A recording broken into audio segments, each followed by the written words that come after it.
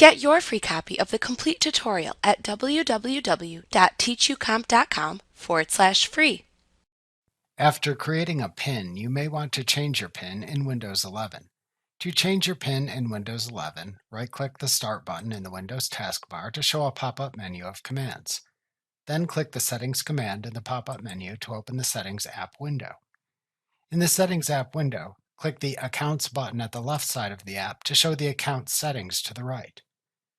Then click the Sign In Options button at the right side of the screen to display the current account sign-in options in the area to the right under the Ways to Sign In section. Then click the Pin Windows Hello section at the right side of the app window to expand it. Then click the Change Pin button in the expanded section to open a Windows Security dialog box. If needed, to enable letters and symbols in your pin, check the Include Letters and Symbols checkbox in the dialog box. Then enter your old pin into the pin field. Then enter your new pin into both the New Pin and Confirm Pin fields. Then click the OK button to confirm the change.